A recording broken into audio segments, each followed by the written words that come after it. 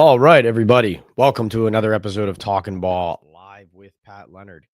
This is Monday night, September 29th. Giants are 1-3 facing the New Orleans Saints this week. Jackson Dart hopefully recovering physically. Brian Daboll says he is good and says that he expects him to practice on Wednesday as the Giants prepare for this Week 5 matchup down south. And we are here, of course, as the New York Daily News NFL columnist and Giants beat writer to talk about where the Giants go from here because Malik Nabers, the Giants' top receiver, confirmed to have torn the ACL in his right knee. Now, honestly, nobody has clarity just yet on if there is any more damage than just the ACL to Nabers' knee. At the moment, what we know, that ACL is torn, his season is over, and the Giants need to go from there, figuring out situations and solutions on their roster or outside of their team. Now, I think it's a legitimate talking point, and you guys, as a fan base, passionate, knowledgeable, were way ahead of it, even right after the game yesterday on Sunday, discussing whether or not the Giants should trade for somebody, who they should try and go get. And what did you know? One of the names on that list, Tyreek Hill, not a player that I expected the Giants organization necessarily to pursue, both because of the price and because of his off-field history. But you see Tyreek Hill go down. Looks like a dislocated left knee, really ugly injury on Monday Night Football as the Dolphins on their way to beating the Jets. And that takes one name off the board. But then again, should the Giants be out to make a purchase, a trade acquisition of a player, thinking that it's going to lift them and raise them and take them over the top the way that they were hoping Nabers was going to? It's a fair question. And I asked that to Larry Fitzgerald, the future Hall of Fame NFL wide receiver, today on a special episode of Talkin Ball with Pat Leonard that is up on our YouTube page now. PL on NFL is the handle. If you're here, you already know. Make sure you subscribe. Make sure you hit the like button. As Patrick Evans is telling you guys, hit that sub and like button on your way in. And also, please support our sponsors, MyBookie, Boom Chaga, Hooks, Rubs, and Spices, and Sal Loretta for Men. And, of course, we always get those codes scrolling across the bottom of the screen. MyBookie, the code is Leonard for a deposit match, placing all of your bets and tailing Pat's picks. Boom Chaga Mushroom Super Drink, Talkin Ball 25 at boomchaga.com. And Hooks, Rubs, and Spices for all your tailgating needs. Talkin Ball is the code there. Salaretta keeps you looking fresh as well in Midland Park, New Jersey. Go to Salaretta for Men. Tell them that Pat sent you. So when I was talking to Larry Fitzgerald, I asked him about Nabers. I asked him about the Giants and where he thinks they should go from here. Now, Fitzgerald said a couple things. Number one, he said that Malik Nabers, if you're him, if you're the Giants, you do need to step out, have some perspective on this. And the perspective he believes is, here's a player who is going to be a huge part of what the Giants are doing in 2026 and beyond, despite the injury. He felt optimistic about the fact that it happened so early in the season that Nabers should be able to get back in time for the start of training camp next year and give the Giants some juice, hopefully into Jackson Dart's, first full season as the starter, with the arrow pointing up and looking for some positive results down the stretch of this year to carry that optimism into 2026 with this staff. And also, Larry Fitz even pointed out, he said, your owner now announces that he has been diagnosed with cancer and is battling cancer, and John Mara. Important to understand, in the big picture, what is most important, what is most relevant. And in the grand scheme of things, how severe is this? It's a setback, yes, but it's something that Nabers can overcome. Certainly does put a lot in perspective, seeing that news come down today that co-owner John Mara announced that he has been diagnosed with cancer and is battling it strong, and optimistic that he will continue to fight and win this battle, he says, and also says he will remain active with the team. But sad to hear nonetheless, and prayers and best wishes to John Mara and his family during that fight. But when Larry Fitz was talking about what should the Giants pay for a wide receiver to replace Malik Nabers and on the field, should they go and, um, you know, go for broke in improving their offense and adding a true number one back into the mix because Nabers is no longer that. Larry Fitzgerald said, frankly, if you think that player is going to elevate you over the top and turn you into a playoff contender and improve your chances at making the postseason, then by all means, then it's the right decision because that's the course you're setting for the team and that's the course you believe your team can achieve. But if you're realistic and you understand that this Giants team is not headed towards a postseason berth, then it doesn't make as much sense to invest a lot in a player. Not to mention that if you go out and get one of the names that we will be talking about tonight, and you get a new number one wide receiver for the rest of this season, and Nabers comes back next year, do you have the financial ability to shoulder both of those contracts, let's say a year down the road? Do you have an ability to create an offense that makes sense with those players doubling up in a certain role? Will they vibe? Will they mesh? Can you acclimate everybody together? And I mean, honestly, and this wasn't something Larry said, but if you're making a coaching change into 2026, is that a factor as well? And I think he makes a good point, which is the outside factors, the factors of how you evaluate this entire roster are really dictating whether or not you go out and get a player. And here were some names we threw out today: Chris Olave, New Orleans Saints; Calvin Ridley, Tennessee Titans; Tyreek Hill, of course, was a name that made sense to talk about, but obviously off that list. Jacoby Myers for the Las Vegas Raiders, a reliable wide receiver, a true number one, and a player who I think is not dependent on specific quarterbacks or a specific scheme, can adjust and succeed accordingly. But Brian Daboll, we talked to him today. He did not sound like they were desperate to go and trade for a wide receiver. He certainly was admitting how big of a loss Nabers is, but he said we have confidence in the players that we have in the building, on our roster, on our practice squad. And right now, that's how we're thinking of our chances of going down to New Orleans and fighting and trying to beat the winless 0-4 Saints. And so who does that put into the mix? That puts Jalen Hyde into the mix. Little Jordan Humphrey, a player who was on the practice squad, who has played a lot of football this summer with Jackson Dart, caught a touchdown pass from Dart in the preseason, in his first start in Buffalo in the exhibition season. So there are options on this team.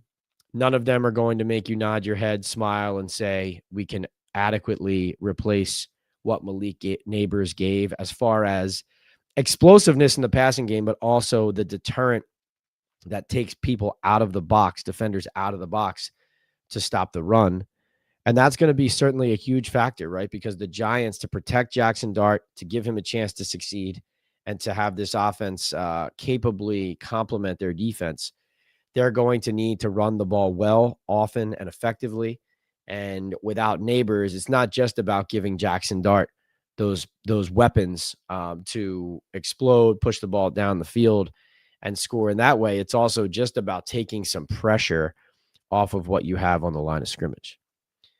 So it's an interesting dynamic you have now, because you have a Giants team that doesn't, certainly as Larry Fitz pointed out, even though maybe there's some promise on this roster and what you're looking at in the future could be bright down the road, right now, it doesn't seem to warrant a major investment out there for an additional wide receiver. But how do you look at the players on this team in this locker room and tell them that that's your judgment, right? You're not going to have that conversation directly, but the players will know, if you don't go out and get improvements and get upgrades, that you're judging this team that way. And so it's a delicate balance that Joe Schoen and Brian Daboll will have to strike. Certainly this New Orleans game will help you judge that as well, right? You could see whether what you saw on Sunday is the start of something great and big right away, or if you had a fortunate day, you got some breaks, your defense was lights out, and now it's going to be even tougher than you expected, and Dart is going to struggle because he doesn't have Nabers for a full game. because you do remember that in this past game, when they did win and they did their job at the end, the only reason they scored points in that second half was because their defense gave them the ball at the 3-yard line. Now, they still punched it in, got the 2-point conversion. But this is now a new game, a new day, a new way of trying to attack an opponent and win a game and run an offense. And so Brian Dable and Joe Shane are going to have to have the pulse of this locker room, of this team, of this season, and be able to manage the personalities and the expectations delicately.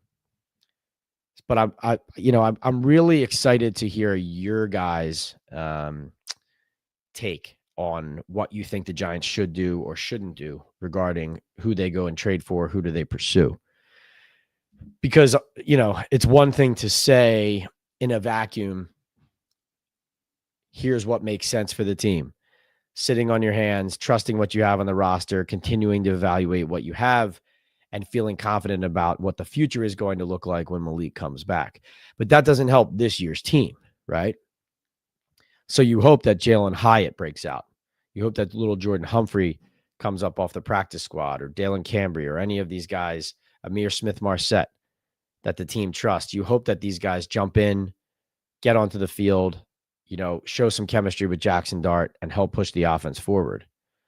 But if you don't get that from your current roster, how do you look at these players? Let's say if they lose to New Orleans and it's clear that they need another weapon, how do you look at them as you're trying to continue to build, as you're trying to retain jobs?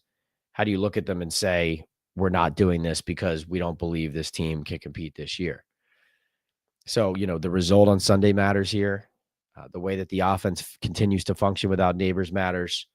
And, the players' continued belief in what this operation looks like matters.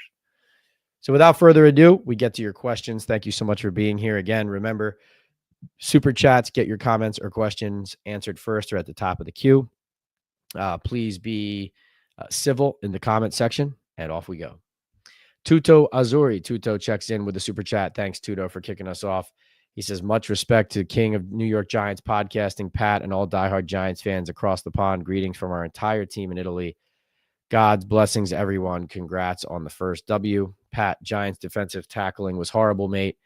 Giants got to hire a few rugby union coordinators and train them how to tackle correctly and ground them on the spot. No catch or yards allowed, period. The defense should be more solid. Tuto, don't hate either of those points. You're talking about the defense particularly. Absolutely against the run. That is where the Giants really need to tighten up. Their secondary can be an issue for sure. And, in some of these games, even though the pass rush has racked up some pressures and a sack here or there, the only game where they were terrorizing an opponent was this past game against the Chargers. Of course, having that early lead that the offense gave them helped as well after their early first possession stop. But the defense wasn't the problem in this game as far as, why did the Giants, still cling on to win it? It was the run defense for sure, but it's really because we are, after all, despite the optimism of Jackson Dart, despite the excitement of winning a game finally, Dart did throw for 111 yards, and the offense was bare bones, extremely simple. The quarterback got hit a lot in this game, and the defense did its part with the 2 interceptions, returns down to the 3-yard line, which set them up for, what was it? 10 total points, I believe, on the offensive side. And Tuto, you're absolutely right, though. As far as the run game goes, the D-line needs to not get washed out so easily when opponents are trying to carve out a certain gap. The second and third levels of the defense, once they are freed up in the scheme, need to make those plays on the back end, like safety Tyler Nubin on that Omarion Hampton touchdown. You did have Darius Alexander getting moved way too easily out of the hole. You had the 2 linebackers coming up and getting blocked up and not being able to get to the ball. But you still had, even with everybody getting sealed on the inside and outside, you still had Tyler Nubin crashing down. to make a play. You stop it as what? And I don't know, 8-yard gain to 12-yard gain, whatever it would have been, and doesn't have the right angle, doesn't get to the spot in time, and it's an untouched touchdown run, right? And so that's everybody at all three levels failing to make a play. But, those are just examples where it takes a few mistakes to allow an offense, or a few lost battles to allow an offense to gain some good yards and to lose that down. But then it only takes one big mistake to turn it into an explosive play. So those are certainly the things they need to clean up. But as far as the pass rush, as far as the the defensive plan from Shane Bowen last game, I thought the pass rush, the defensive game plan, and the turnovers, the takeaways were all excellent and exactly what the Giants need. Tuto says, please suit me up in Giants gear. I promise you there won't be any QBs, ball carriers, or O-lines that'll walk off the pitch under their own power, mate. Tuto, thank you so much, man. So much support from you. I love it. Great vibes, too. Joey B, what's going on? Joey B says Giants could target Jacoby Myers like a 2026 second-round pick plus a conditional pick and trade Singletary for cap reasons, or a Romeo Doubs for the Packers, 2026 fourth-rounder plus sixth, $3 million in cap space, or splash for Chris Olave from the Saints, a first, a second, and a young player. Each complements Nabers too. Wow. So Joey B, that's very specific. I love you got all the trade prices there. What do you guys think? Which one of those three would you like to do given the prices that Joey B threw in there? You got Myers with, you're giving up a second plus a conditional pick and a player like Singletary. You have Dobbs, you're giving up 2 picks, but mid to late rounds, not a high 2. That's the most affordable version. Or you're giving up a splash with that 2026 first round pick, a second, and a young wide receiver corner.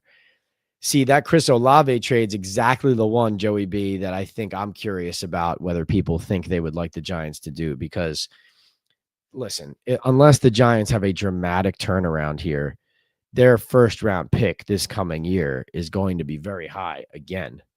And so how do you judge that as Joe Shane and Brian Daboll?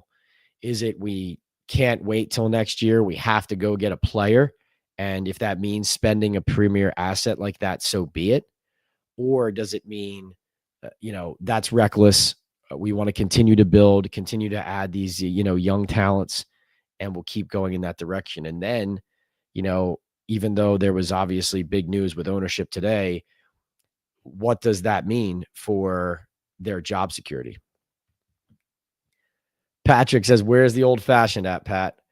Patrick, I did have a cocktail tonight, but I'm actually drinking a little bit of coffee and some water right now because I'm not going to lie. I am human and I'm gassed, and we got a big road trip coming up. Not a lot of off days. We got a Thursday night game coming up after the Sunday game in New Orleans on the road. I'm sucking wind, to be honest. I was a few minutes late tonight on the chat because I wasn't sure if I had the energy for it. Had to take a quick cat nap, lying down watching Monday Night Football, and nearly completely crashed and recognized, no, we need to talk about the Giants. We need to talk about the NFL. We need to do Talkin Ball live with Pat Leonard. And so here we are, Monday night, 10:30 p.m. Eastern, and rolling. And Patrick, I promise an old fashioned coming soon. Maybe Thursday night. Might have a good guest on Thursday night. All right, let's get into the chat. GCN says, Pat, Cincinnati Bengals need a QB. Giants should trade Winston for T. Higgins and send a 4th rounder. Falcons trade Cousins. Al Golden cannot help the Bengals' terrible defense. Yeah, that's a team that looks like they don't have a lot of answers from the coaching staff right now on how to win games without their quarterback. And so that's a team that goes from expected to be in the playoffs to now no one's confident they will be. And if they're not able to tread water without that quarterback, that's where they get desperate. So that's actually a really good point of the kind of team that might make a splash or reach for a player. I think, frankly, the Giants at this point probably would rather trade Wilson, and it would make more sense to trade Wilson than Jameis. But then again, Jameis is a player they haven't really shown much trust in the building here. And if you were the Bengals, you would rather Jameis than Russ. So, good point. Patrick also checks in, says the Giants weren't expected to go anywhere. I don't want to give up draft picks. Next man up. That's who the practice squad additions are for. All right. Good contribution there. Thank you. Joe wants us to have colleague at the Daily News, Antoine Staley, on mid-season to compare notes on the teams, what both of us thought about how the season would play out and what really happened and what is the future of the coaches. I think that's a good idea. Antoine is awesome. Go follow his Jets coverage now. Jets obviously struggling. Should the Giants sign C.J. Gardner-Johnson, the safety Houston cut and was on the Eagles Super Bowl team? Strong personality, strong veteran personality. I don't know if he would mesh very well with this coach and this team given their outlook. John says Giants will have to make a wide receiver draft priority next year because Nabers will take time to get back and the wide receiver room is too weak. So the decision has to be made. Wait for the draft or use the assets that would have been designated for next year's draft for a wide receiver now. And that's tricky too, because they need to keep replenishing this offensive line in the draft as well. So going and getting a weapon next year when you need to keep hammering the offensive line with young talent, that would be tricky. D-Rock wants to get Isaiah Hodgins back. Where is he? He's on he's on one of those practice squads, right? Was he on the Niners practice squad still? The thing about Isaiah Hodgins is the Steelers practice squad. So the Giants, I mean, as much as he helped them early on, they bailed on him and kind of just gave up on him as far as the active roster and the game plan went and stopped showing trust in him as a player. So it would surprise me if they went that route. I know he's familiar with the offense, but, and now listen, you go poach a player, and certainly players would rather be on active rosters than practice squads. So, but I'm just saying, he already is one of those guys who had an experience here where he produced, then he fell out of favor, and then it was just clear that his time here was up. So it would be unexpected to me for them to try to bring him back based on, what they showed. By the way, Darren Waller, who retired rather than play for the Giants, got traded to the Miami Dolphins. 2 touchdowns tonight against the Jets. Tiger says, howdy, praying for Mara and Malik. Barry says, hello, Pat. Let's beat the Aints. Speedy recovery to Malik. Yes, Joe, fair point. As long as Nabers is doing the ACL, he might as well do that toe as well. GCN thinks they should trade for a receiver. They need to anyway. Joey B says, jobs are on the line. Send picks and Hyatt for Olave. Dark gets a true number 1 now. And with Nabers back next year, Giants have 2 elite receivers for the future or get Dobbs. Yeah, that's the thing, Joey B. That's why I think people's opinions might change depending on what happens Sunday, Like, listen, if the Giants come out Sunday and they're cooking offensively, then you can put these kind of questions and conversations to bed because, if they get to, 6, 7, 8 wins and the offense is looking bright and you can look people in the eye and say, just wait till we get Malik back, then it's going to look even better. Then that supports the idea of, we don't have to extend ourselves. But not getting a result in a game like this against the New Orleans Saints, losing to a winless 0-4 Saints team could turn everything on its head, right? Because then you're back in job preservation mode. If you're Shane and Daboll, where else do you go next? Because, you pulled the pin on the quarterback already, right? So in that case, do you extend yourself or Does it become a case at that point where the GM doesn't want to spend the assets and the coach and the team are left to die on the vine? So that'll bring something interesting, but I like your urgency, Joey B. I don't totally disagree with, or I don't disagree with your take on kind of where things are and how the pressure could possibly dictate something. But as Larry Fitzgerald said, and I agree with him, if you're realistic about where this season is, that one player is not elevating you, to where you would hope it would take your team. Let's see.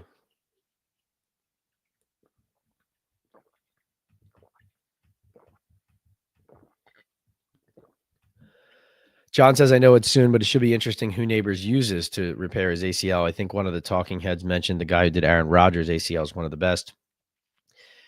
Neil Elatrash, I believe he's the Rams team doctor in LA. He's a guy a lot of people have used. Odell used him. Wouldn't surprise me if it was him. Either would be Giants doctors here at hospitals for special surgery or Elatrash, most likely. No Mets, what's going on? Tree Squirrel says, Nabers might never be the same. I say we need a wide receiver of something like a great deal. Cool off, not we have to think drafting another one. So you would rather not have to draft another one. You're saying maybe try to find a good deal for one. Timeline on a dislocated knee, no Mets. An extended one for sure, because that just describes the entire knee dislocating. So then all of the tendons, I'm not a doctor, but all of the tendons within it, and all of the damage, there could be additional damage related to it, to the tendons around and inside the knee. And then also all of that trauma to that area needs time to recover. You look at Dexter Lawrence had a dislocated elbow and how much damage that did to him. Imagine a knee. Yes, A.J. Brown pissed off in Philadelphia. Interesting. Crazy that somebody's complaining at 4-0, but you just never want that as a team. So the Eagles dealing with that right now, but of course undefeated. H-Town says, Waller, 2 touchdowns. Crazy. We do everything to bring players in, then let them walk away. Todd says, Roma Dunze looks like the real deal for the Bears right now. Yes, the Bears finding some vibes. Ben Johnson injecting some life into that team right now. Found a way to win against the Raiders. Raiders looking extremely disappointing. I had the Raiders as a playoff pick, like the last playoff seed this year. They could be the total opposite of that, a total disappointment. GCN thinks Nabers is out for at least a year, will not be back to 100% until year 2. Let's see.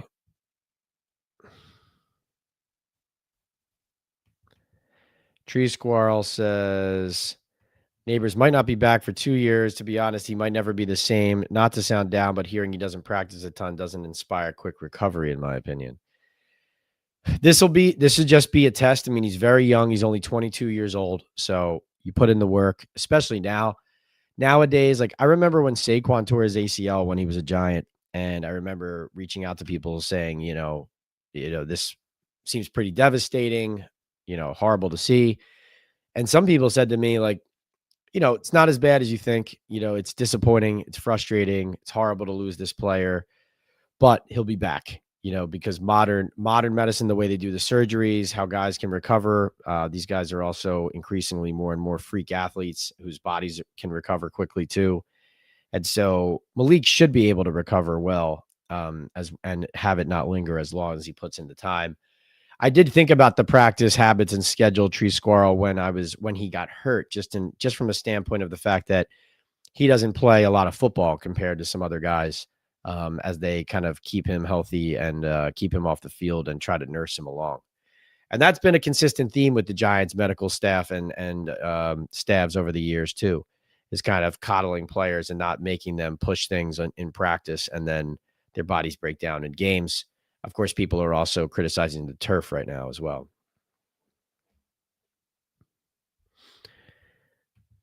John says, you may not want to get a number 1 wide receiver this year, but why not get a true number 2 so Dart has more than just Slayton?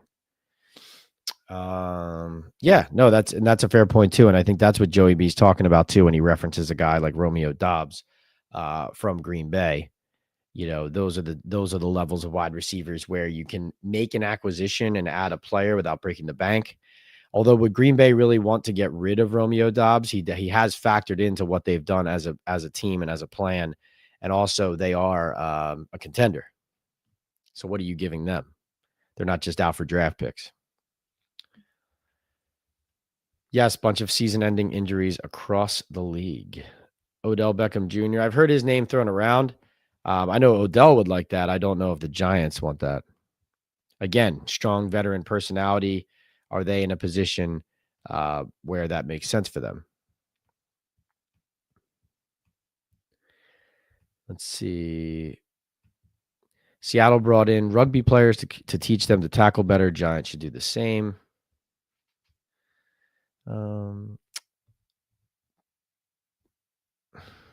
Praying for a speedy recovery, Stoudemire says. Tiger says, hey, Pat, do we know what kind of cancer, not that it matters, for John Mara? Prayers for him and Malik. All I'll say, Tiger, about John Mara is this doesn't sound – it sounds discouraging, and it's sad from the standpoint of this. Like, I think when the Giants announced today, and I'll read you guys the statement. I'm sure you saw it. But so the statement the Giants released on John Mara today was this. This is from John Mara. I have recently been diagnosed with cancer and have been following the treatment plan recommended by an outstanding team of doctors. I'm feeling strong and optimistic, and I'm committed to seeing this through to a positive outcome. I plan to remain active with the team throughout my treatment, and I'm fortunate to be supported or surrounded by incredible support, personally, professionally, and medically. I ask that you respect my privacy and my family's privacy at this time. So that's John Mara's statement. I think when you read that, when you see that and hear that for the first time, you obviously feel bad for John Mara. You pray for his speedy recovery. And then you also think, why are they announcing it now? And what does the announcement mean? And my takeaway is that making this public is done because if for some reason John Mara has to step away from the public eye, even if he's staying involved in the team, if he has to step away from the public eye, as far as is he not going to some games later this year as the treatment continues? Is he not going on road trips as the treatment continues? And people start asking questions, better to get out in front of it and explain where things stand so that people aren't asking questions, speculating, and that it doesn't show, there's no guesses about, there's a lack of support about this or the team or whatever. It's a purely personal issue and a health issue. But it's discouraging because I think announcing this indicates that this is not a situation where it's viewed as a passing thing. I view this as, of course, cancer is serious, but I view this as something that the team is announcing this publicly because it's somewhat dire, and that is very sad. It hits you hard. Like, we talk very seriously about these teams and evaluate them harshly and put pressure on ownership and general manager and coach and players or whoever, hold people accountable. And we talk about, what needs to get better. And of course, the fan base has been especially loud, calling for Mr. Mara to make changes, John Mara, Steve Tisch to make changes. But there is a human side to this too, that we are all very well aware of, that transcends all of that football passion. And, we all hope for John Mara to have a speedy recovery and to continue fighting and to know that everybody is fighting with him. But my take, Tiger, is I can't sit here and tell you exactly what kind of cancer, but I think it's fair to say that the Giants' decision to announce it like this and the fact that they did make it public tells you that, maybe John Mara is going to, not be in the public eye as much. Maybe that means his fight is continuing and is getting more difficult. And, it's scary. It's scary. It doesn't bode well, I guess is the best way I would put it, seeing this statement released like this. Patrick, what's going on? Thanks for hitting that like button. Love it. Tree Squirrel says draft someone at receiver next year, get a vet on the cheap. GCN thinks they should trade for Olave on Sunday. Yeah, just put him back, put him on the plane after the game, after they play the Saints.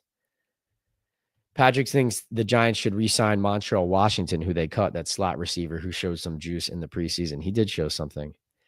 No Met says Odell is not doing the turf here, so no, that's not an option. Right? Just called a Death Life Stadium, so hard to come back from that. Yeah, Mike, exactly. Nabers will be fine. He's a young Saquon, tore his ACL. He's doing fine. H-Town says best thing Giants can do is bring Hodgins back, get Humphreys, Hyatt more involved, work with Slayton Robinson, and have tight ends more involved early and often, 12 and 13 personnel. Yeah. Let's go to our young guys, says No Mets. T. Higgins, I see that name popping up. Now that's T. Higgins is an expensive one. So, if the Bengals go completely in the tank and you're trying to go get T. Higgins, I mean, so let's go to the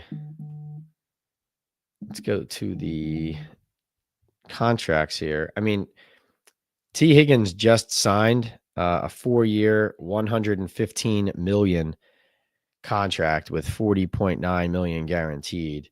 So to trade T. Higgins, let me see. Yeah, you're just taking on a lot of money there. He's got his cap numbers are 26.7, 30, and 33.5 the next 3 years after this. So, you're taking on a significant salary, and also in addition to taking on that salary, giving up premium assets to get that player. Plus, let's say Malik comes back in year 3, has a big year. Now, what are you paying Malik? Now you're paying 2 wide receivers, top money. Maybe you can still do it at that point because Jackson Dart's on his rookie contract. So you could make an argument that that's a smart course of action. And really, you got Jamar Chase, LSU, T. Higgins as the 1-2 punch in Cincinnati. Malik is basically supposed to be and was scouted as the next Jamar Chase, as far as skill set goes. And so you could kind of give Higgins a similar fit, right, offensively there. But again, you're giving up premier assets, maybe next year's first round pick, or 2 twos or whatever it is. Things that for a Giants roster that needs to continue replenishing with talent, young talent, offensive line talent, et cetera. That's risky, but that falls in line with, like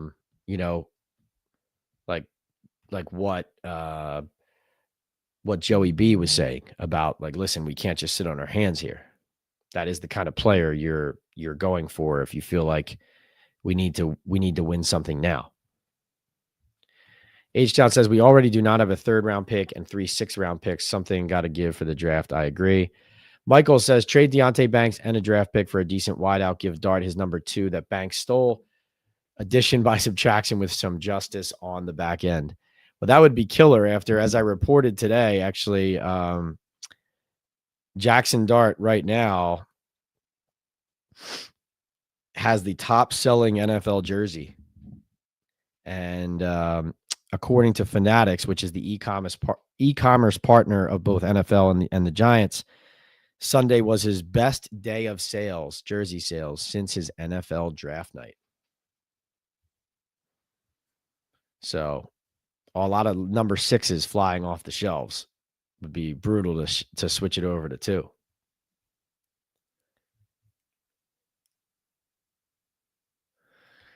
Right. No Mets points out that Saquon took a year to come back after the comeback, and the Giants don't have that type of time. Tree Squirrel says, I'm not counting on Nabers getting back to his old self. It would be nice. You think it could happen, but you're not counting on it. Tiger, Metal Stack, and KTS both saying that the Giants need better interior O-line. Want to see JMS replaced at center. Giants offensive line did fight against the Chargers. Not that they were perfect, not that it can't get better for sure. Dart was hit way too many times. Some of that was on him. Some of that was on the scheme. Some of that was on the line. But certainly, yes, they need those draft picks to hit that line and hit that line hard.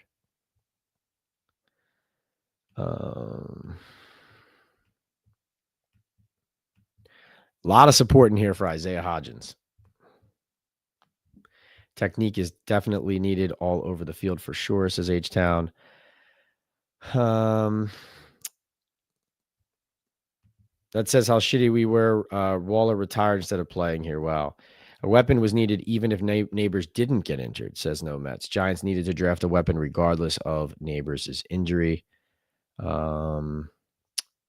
Michael says, pros work hard to rehab, and he will be ready by next November, in my opinion.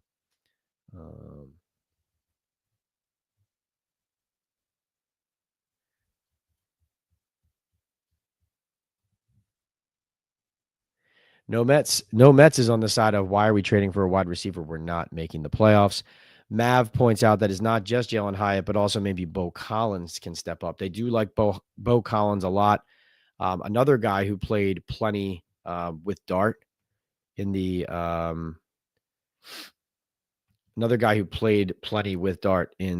preseason.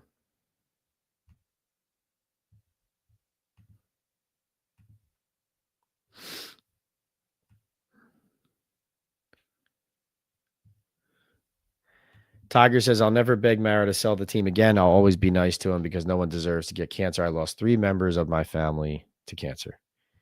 Well, that's the thing, Tiger. It's like there's certainly a football side of this, but again, there is a human side as well, for sure. So,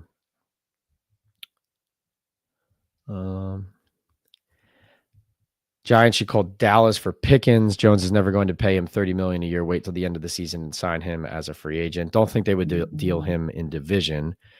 But he points out, GCN says George Pickens is a free agent because he's under the final year of his rookie contract and will be an unrestricted free agent. So if Dallas doesn't sign him, you can go get him on the open market. Of course, that would cost.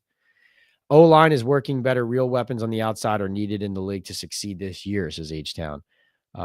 It's a wash, so just try to accumulate assets for the draft. The team isn't going to make a playoff run. Yeah, it's the realism of where is this team and do we, are we really going to vault ourselves into contention versus the urgency of having a good enough team to make it to next year and to continue to support the current roster you have here. Because in the NFL, you can't just punt to next year. You can't just look the players in the eyes and punt to the next season. John says, Pat, it might be worth an interview with the Giants medical staff about what exercises, balance, training protocols they have the players do to prevent ACLs and Achilles tears. Chargers were a team that had injuries to the O-lines at H-Town, and Bowen made adjustments. But coming up, can Giants have a similar showing in the next few games, especially against New Orleans, Denver, San Fran, Chicago, New England, and Las Vegas? Right. No, that's a totally fair point. Is that they did take advantage of a banged up line in this game as well as have a lead. So would they be able to do that against starters, against a healthy unit?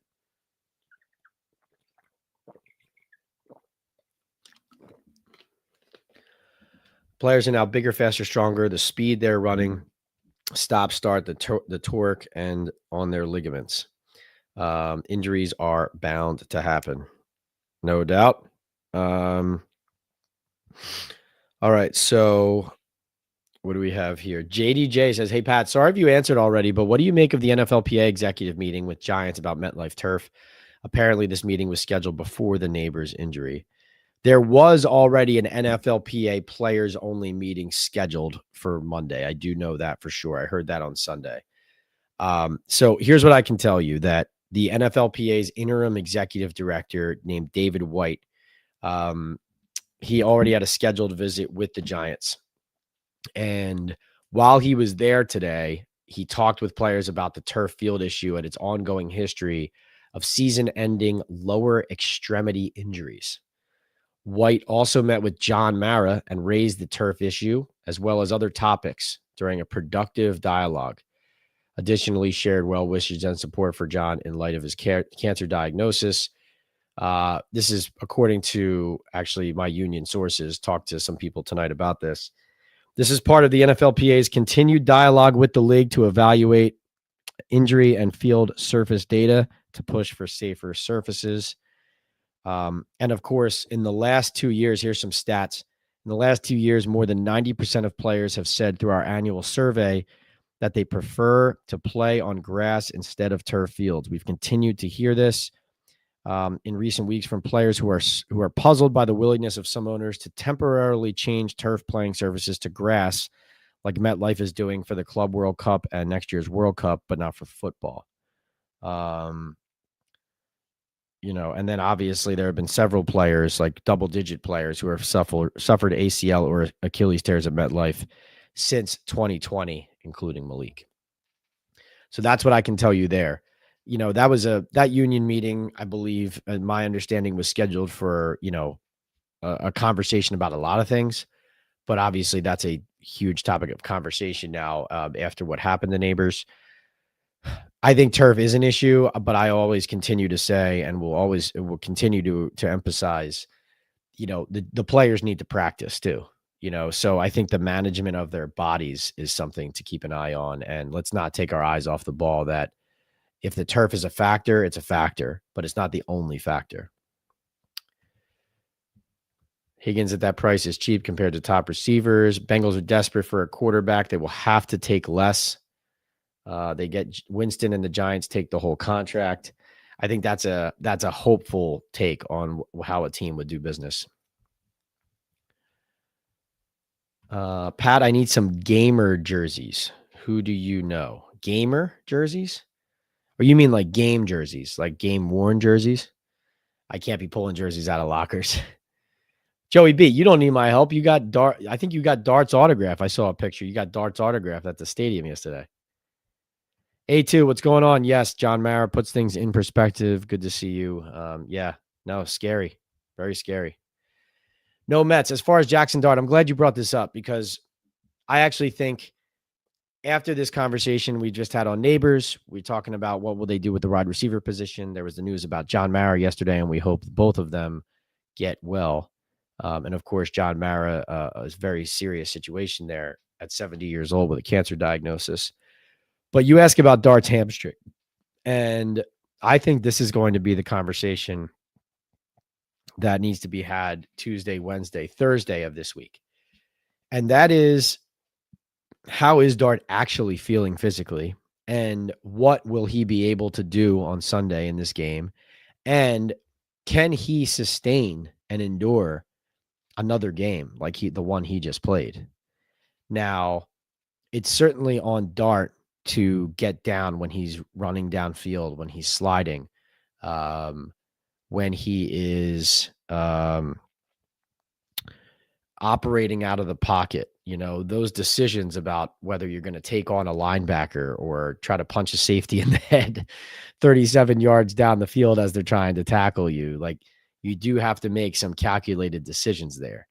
And, can you make a play in that moment if you're Jackson Dart? Maybe. But you're not going to last the full season and even past the second week if you play that way again against the New Orleans Saints. It's just not sustainable. And so I'm very interested to see, because Brian Daboll said he's doing okay. He said that he expects him to practice Wednesday. But based on how Dart looked and felt after that game, I think it bears watching on how he's moving, how he's walking, how he's operating, how much he's able to practice. Would not shock me if he is limited in practice. Now, then again, they probably aren't going to want to do that. He's going to want to take every rep. So maybe he's out there and they manage him. But yeah, wouldn't shock me if he ends up on the injury report as limited early on in the week. And, but Brian Daboll is not concerned. He said that, yes, you do talk to your quarterback about managing those situations and when to get down, when to slide.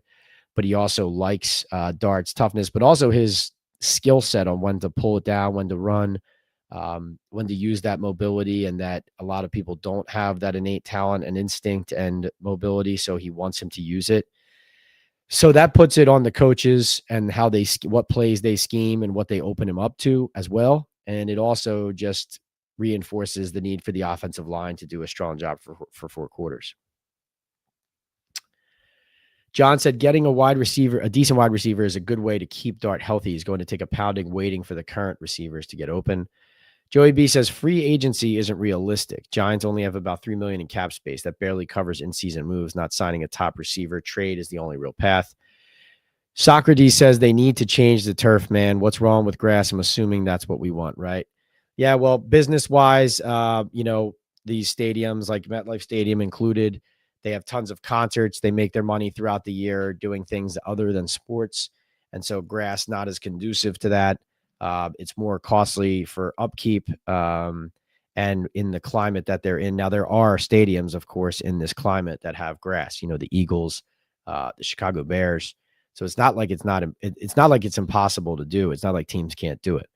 But that is the primary reason, at least as I understand it. Those 2 primary reasons are the upkeep, and the number one is how much business they do concert wise and with other types of events that, turf allows you to kind of convert back and forth that grass does not, or you end up ruining the grass field when you're converting it. Dart is able to give the run option, but moving forward, we need to have him slide more and take less risk and play from under center to give him more chances to get better passes off. Yes, the turf was just changed a couple years ago, JFed, to something more of a composite. They've actually changed it twice, I believe, in the last 5 or 6 years. GCN says the Bengals play the Lions, Packers, and Steelers next. Giants should call them after each game of them scoring 3 points a game. Bengals are a team to watch just in general on the market. Nabers' style of play exposes him to injury, Michael says. We should look to acquiring a high-end receiver when the opportunity presents itself. Pat, soccer players in Europe refuse to play on plastic grass, says Joe. Yes, that's why they're going to be putting in grass for the World Cup. JFed counters soccer players tear ACLs as well. John says MetLife was not designed for the rolling grass tray system. You'd have to build a new stadium for that. The only alternative is the hybrid grass plus plastic fiber field used by teams like Green Bay. But JFed points out Green Bay just lost a bunch of players to injury as well. Fans always with the sky is falling, says Anthony. Giants probably won't win more than 6 or 7 games, so you'd be giving up a top 10 pick for a receiver. Give the other guys more responsibility on the roster and be creative with play calling. Why didn't I hear about Shane inquiring about Cam Robinson? We should have asked what Houston wanted, considering we made a deal with them. Well, the Giants have invested a rookie 5th-round pick, Marcus Bowe. They paid James Hudson. They already paid in free agency 3 guys a year ago, and John Runyon, Greg Van Roten, and Illuminor, and re-signed Van Roten plus JMS as a draft pick, a high draft pick, a 2nd-round pick, and then Austin Schlottman as well as the backup there. So they've already invested a lot is the thing, Socrates, in the front. You know that it needs improvement, but they've already invested a lot in what they have. Who cares about the cost, man? You got to see how much they charge us for tickets. Got to spend money to make money. Talking about the turf. Share stadium as well. 2 games in 2 games. 2 games in 2 days at times. Not good. Check out the amazing pitch retraction at the new Santiago Bernabeu Stadium in Real Madrid. I will. We spent a lot. Joe just did a bad job, says Tree Squirrel. We should run 2 tight end plays like when the Patriots had Gronk and Hernandez, said Joey B. You guys always thinking, always passionate. All right, let's go around the league a little bit. Again, reminder, we are brought to you here by MyBookie, Boom Chaga Mushroom Super Drink, Hooks, Rubs, and Spices, and Sal Loretta for Men. We always get the codes cooking down here. Guys, this is the best way to support the channel, support the podcast. Talkin Ball Live with Pat Leonard. Please support our sponsors, as well as the Super Chats, which we really appreciate here. The best way to support our podcast and our channel and to keep this growing as we head towards another Super Bowl Radio Row appearance is to support our sponsors. That starts with MyBookie, which has all these great offerings that no other sports books have. If you follow my Pats picks every week, we will be making you money. We have fantasy sleepers. We hit some overs this week. You're going to use the code Leonard there to get on the action. You'll get a free bet back bonus up to $500 and just be able to play, win a lot. UFC, WWE, also the best place to bet those, and has a great casino as well. MyBookie, join them today. Hooks, Rubs, and Spices, owned and operated by Jared, who is a diehard Giants fan, big supporter of the channel and of the podcast. He brings big Texas barbecue flavor. He's originally from Houston to your grill, whether you're tailgating, home gating, whether you're putting flat top burgers, cheesy nachos, smoked wings, flat top burgers, brisket. I said flat top burgers twice because my mouth's starting to water when I said that.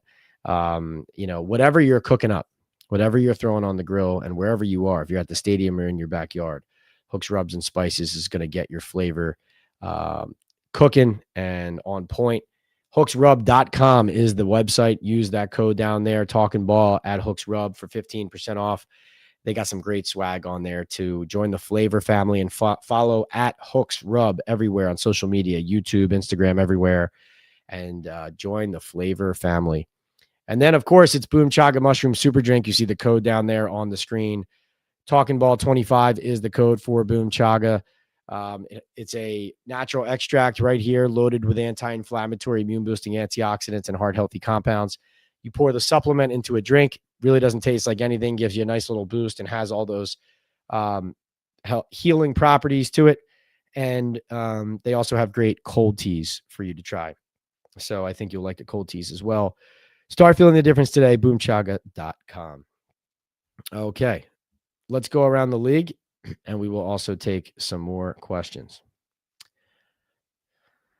So tonight we had Dolphins 27, Jets 21, and the Broncos are putting it on the Cincinnati Bengals, who are slowly sliding into desperation mode.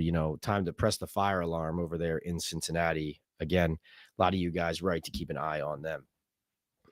But as we roll through the league, it was interesting to see the Buffalo Bills struggle with the New Orleans Saints. May not bode well for the Giants this week. Also, in my opinion, demonstrates what I said coming into this, which is, similar to the Philadelphia Eagles, who are 4-0, but have had to kind of scratch and claw at times. The Bills are not a perfect team. I'm not impressed by their defense. I know they have injuries to that defense as well, but the Bills are not unbeatable. They, at the moment, despite Josh Allen being great, they do not look like a team that is a clear Super Bowl favorite to me. Then again, the Baltimore Ravens look like a team that a lot of people, including me, thought were going to be there at the end. And they are 1-3 if they're getting smacked by the Chiefs. The Kansas City Chiefs getting off the mat after an 0-2 start is the biggest story in the league right now. Because as Benny Fowler said on our podcast last week, he still picked the Kansas City Chiefs to win the Super Bowl when they were 0-2 going into week 3. And now the Chiefs have beaten the Giants. The Chiefs have beaten the Ravens handily, and off they go, trailing the Los Angeles Chargers only by one game in that division and ahead of the Broncos, who are about to go to 2-2, and the Vegas Raiders at 1-3. Daniel Jones and the Colts, impressive in a loss. Could have easily beaten the Rams if A.D. Mitchell doesn't fumble that ball into the end zone. Daniel Jones played well, acquitted himself well, proved that the first few weeks were not a fluke. The Houston Texans, the preseason pick to win that division by me and a lot of people, finally get their first win. They shut out the Tennessee Titans. Brian Callahan on firing watch there.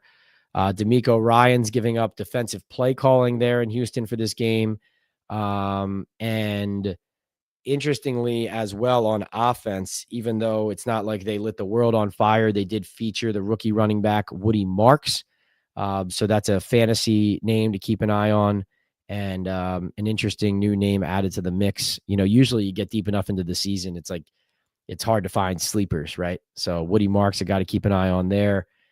Jacksonville 3-1. I mean, the AFC South, 2 3-1 teams, and they're the Colts and the Jaguars, but the Jaguars go across country and beat the San Francisco 49ers. That was impressive. So in the AFC North with Cincinnati, kind of sliding, but Baltimore 1-3, Cleveland 1-3, and probably on the verge of a quarterback change. You now have the Steelers at 3-1, led by Aaron Rodgers, looking very much in control if they can now just stay healthy after beating the Minnesota Vikings and Carson Wentz. Can't even believe I just said that sentence at Croke Park in Ireland. So right now you look at power rankings AFC wise, a lot of interesting teams kind of bubbling up and popping up and sliding all around. New England got a great win, destroyed the Panthers. But again, the big story there is that the Chiefs are now 2-2. And when you look around there, do any of those teams look like somebody that the Chiefs cannot beat? Going over to the NFC, Eagles 4-0. So the Bills and Eagles, the only undefeated teams right now. Washington, obviously, losing to the Falcons. And, they're not going to be the same team without Jaden Daniels and Terry McLaurin. But their defense was concerning in this game, of course, too. Dallas, very interesting. A 40-40 tie. You hate seeing games end in a tie. It's so un-American, which I agree with. Ties are stupid. But Dak Prescott's a really good player. He deserves that kind of respect. Yes, he hasn't won the big ones in the playoffs, but he is an excellent player. Brian Baldinger did a great breakdown on Twitter and on social media of Micah Parsons' game. And the breakdown of Parsons was essentially that he was winning quickly a lot. But what you see in the tape is Dak getting the ball out immediately all the time. Like he just wasn't giving Parsons a chance to get to him. And of course, that was also play calling married with Brian Schottenheimer calling the plays as well as Dak getting the ball out. But good work by the Cowboys and impressive, especially offensively without CeeDee Lamb. And in a game that ultimately wasn't a win over a Green Bay Packers team that is solid, even though they're banged up. Their defense struggled mightily in this one. NFC North, of course, still a strong division. The Bears off the mat at 2-2, along with the Minnesota Vikings there. Green Bay 2-1-1, which, of course, we all know that tie is going to factor in some kind of nasty, crazy way at the end of this regular season in that division. But the Detroit Lions, to me, right now, look like the Super Bowl favorite. Like if I were picking my Super Bowl again after 4 weeks, I would probably have it look like Chiefs-Lions instead of my preseason pick of Eagles over Raiders. We'll see if that changes, but they are physical. I thought they were going to really miss the losses of their coordinators and Ben Johnson and Aaron Glenn. So far, they absolutely do not. Dan Campbell, in my opinion, right now, is the leading candidate for Coach of the Year, and we'll see how that goes from here. And ultimately, can Jared Goff, right, and the Lions come to play when it matters most in the playoffs? Obviously, they laid that egg and got crushed by Washington in their own building last season. And then moving to the NFC South and the NFC West, the West with 3 teams at 3-1 with San Francisco, Seattle, and the Rams, the best division in football from a record standpoint, and then Arizona at 2-2. I'll say this. I watched that Thursday night game between the Cardinals and Seahawks, and I came away thinking that the Cardinals need a new quarterback. Kyler Murray doesn't see a lot of the field. Their play calling is limited because of his limitations. And if he's not running around all over the place and using his legs and making plays, he's just, he has physical limitations as a QB. I know they ended up coming back and almost winning the game, and Jonathan Gannon has to just be kicking himself over his kicker, hurting them with that mistake on the kickoff, giving Seattle favorable field position before Seattle went down and hit that field goal to win. But Kyler Murray is, I remember asking around and kind of noting prior to this season, I had heard some rumblings of the Cardinals starting to kind of sour on him. And it was kind of like getting late early for Murray there going into this year. And it was even a question of whether he was going to be available this past offseason. And some people were like, no, we're not really hearing that. But other people said, oh, I've heard a little differently. And I watched that game and I saw a team that I thought would have been a lot better with a better quarterback. But, better quarterbacks don't grow on trees either. But I'm just saying, I think the Arizona I think if Kyler doesn't turn it on and they have the same old Cardinals finish this year, I think they have a different quarterback next year. Rams, Seattle, San Francisco, all teams that have been impressive. San Francisco, physical, tough, but had some key injuries as well. And, Mac Jones, no Nick Bosa, it's just harder to see that as sustainable compared to like what Seattle and the Rams have going right now. And then the NFC South, Tampa Bay needs to get healthy. They're a solid team, but they need to get healthy. losing to the Eagles. Everybody's losing to the Eagles right now, but I think Tampa Bay is a dangerous team, but they need guys on the field.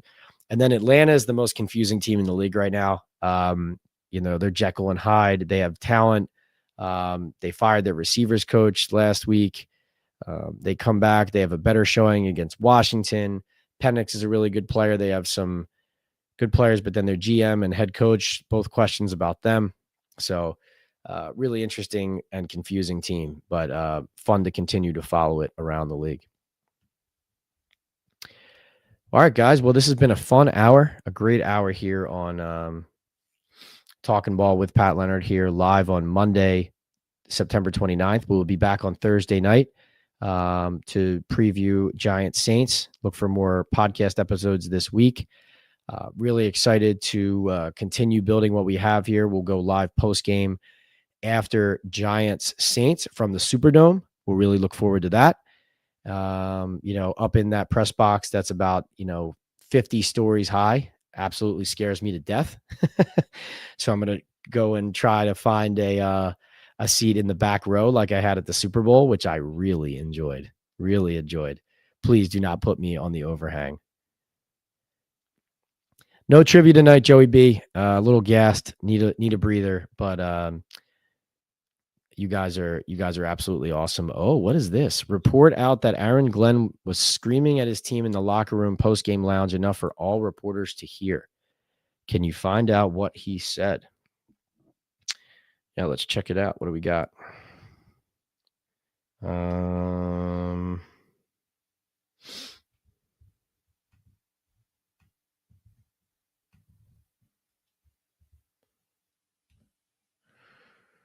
Let's see. Aaron Glenn giving a very passionate speech to the locker room. Can hear it on the other side of the wall. He was laying into them quite a bit, says Connor Hughes. So sounds like it was obvious that he was getting on the team and people could hear him, but no details yet, Joey B. Very interesting. Oh, Zach Blatt. All right, Zach Rosenblatt also calling it out. Let's see what Zach has to say.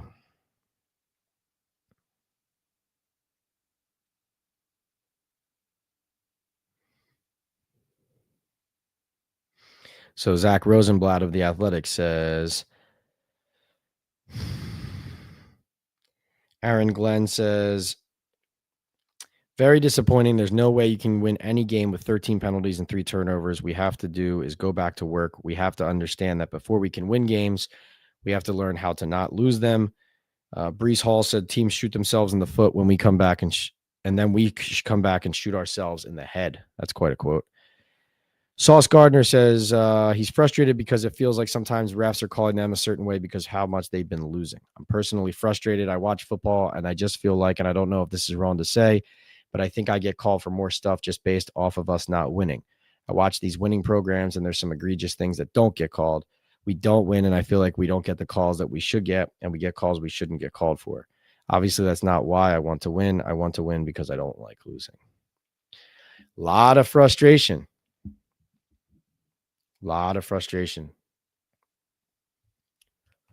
Joey B says, after I went on your show, I've gotten really into looking up state and being informed more than just a casual fan.